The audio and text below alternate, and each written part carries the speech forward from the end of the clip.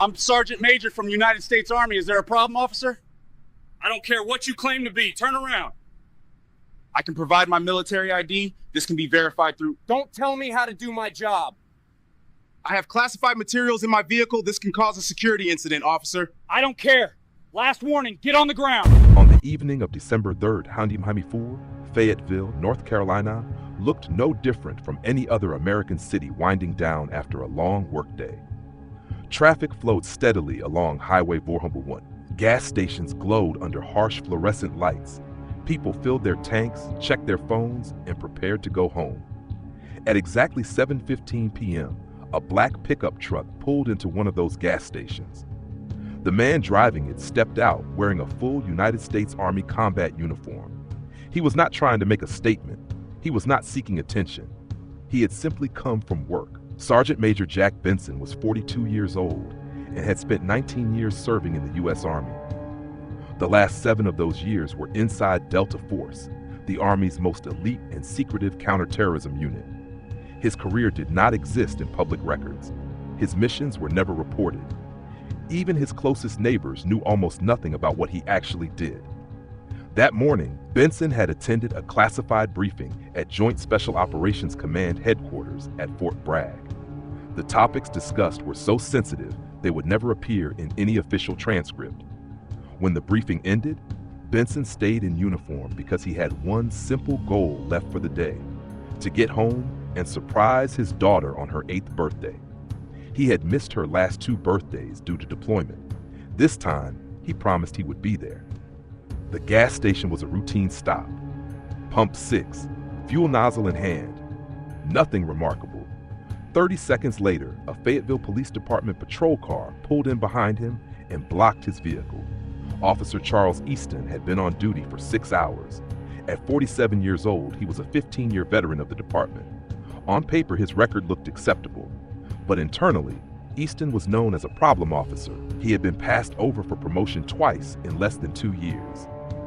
His traffic stop reports showed an increasingly aggressive pattern, particularly in predominantly black neighborhoods.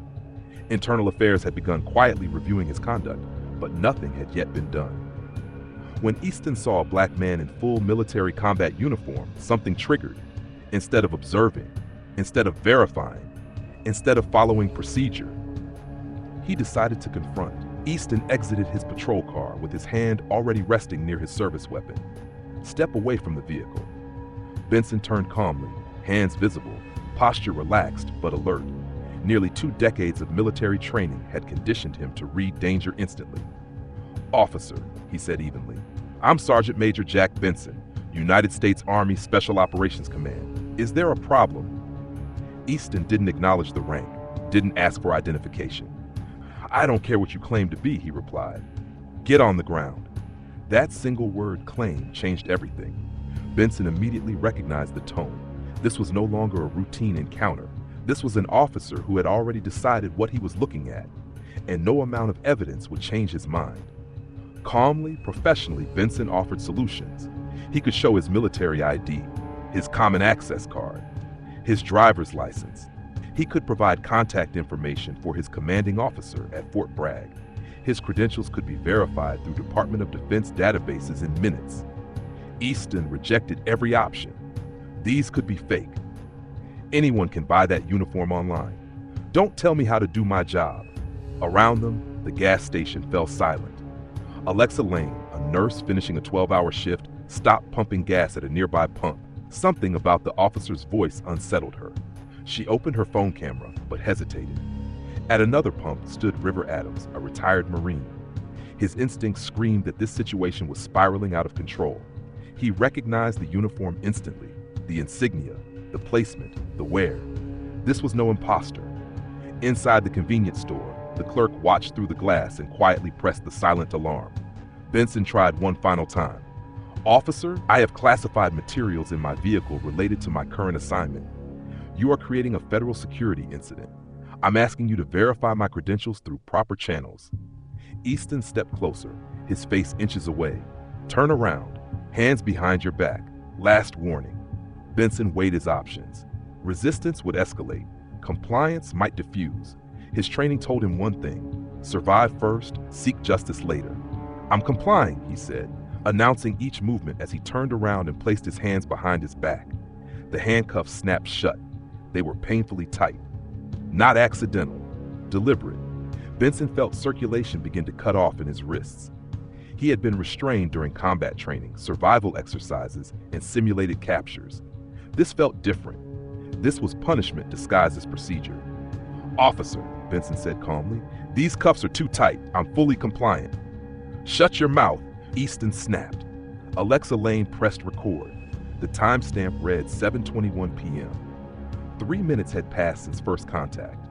Benson spoke again, measured and controlled. I'm an active duty service member. You are detaining a federal officer without cause. I'm asking one final time, verify my credentials. Easton grabbed Benson by the shoulder and spun him. Shut your mouth or I'll shut it for you. That threat alone constituted a federal crime. Then Easton reached for his taser. You're resisting arrest. I'm not resisting, Benson replied. I'm handcuffed. I'm not moving. It didn't matter. The Taser X2 discharged with a sharp crack. 50,000 volts surged through Benson's body. His muscles locked instantly. He collapsed face first onto the concrete as the electrical current overrode his nervous system. His body convulsed uncontrollably. 5 seconds passed. That should have been the end.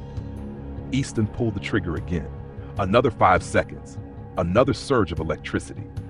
Benson lay handcuffed, face down, incapacitated, as power was applied for no lawful reason. This was no longer law enforcement. This was dominance. Alexa Lane filmed through tears, hands shaking. She had spent 14 years as a nurse. She had seen suffering. This was different. This was cruelty in uniform. When the second cycle ended, Easton holstered the taser, ripped the barbed probes from Benson's back, and dragged him to his feet. Benson's legs barely supported him. Burn marks were visible through the torn fabric of his uniform. Blood trickled from his lip. Let's go, Easton said, hauling him toward the patrol car. At 7:26 p.m., Benson was shoved into the back seat, still handcuffed. Charges were filed on the spot: impersonating a military officer, resisting arrest, disorderly conduct, all false. While Benson sat silently, memorizing every detail, River Adams made 3 phone calls from the gas station parking lot, one to Fort Bragg Military Police, one to the Judge Advocate General's office, one to the JSOC duty officer. Within 90 minutes, the Pentagon was aware. At 9:47 p.m., 3 black SUVs arrived at the Fayetteville Police Department.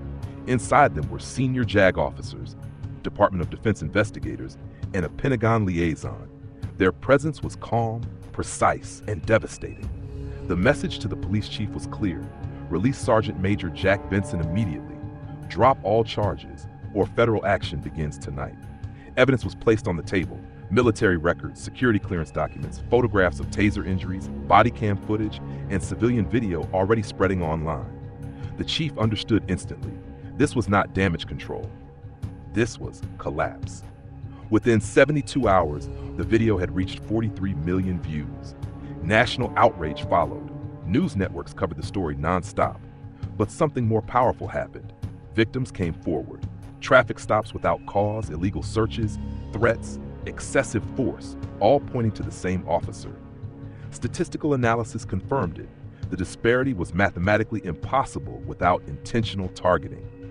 Federal prosecutors filed charges: civil rights violations, assault on a federal officer, false imprisonment, perjury. The police department itself was placed under federal investigation. At trial, body cam footage was played frame by frame. Benson testified calmly, precisely, without emotion. He didn't need to persuade the jury. The video already had. After 4 hours of deliberation, the verdict came back: guilty on all counts. At sentencing, the judge spoke slowly. You abused power. You betrayed public trust. The sentence: 17 years in federal prison. No parole. Badge revoked permanently. The department entered federal oversight. Officers were fired. Policies rewritten. Training rebuilt. And Sergeant Major Jack Benson returned to duty. When asked about forgiveness, he said, "Forgiveness is personal. Accountability is institutional. We got the second, and that matters." Because authority is not immunity. Uniforms carry responsibility. And sometimes justice arrives loudly enough that no one can ignore it.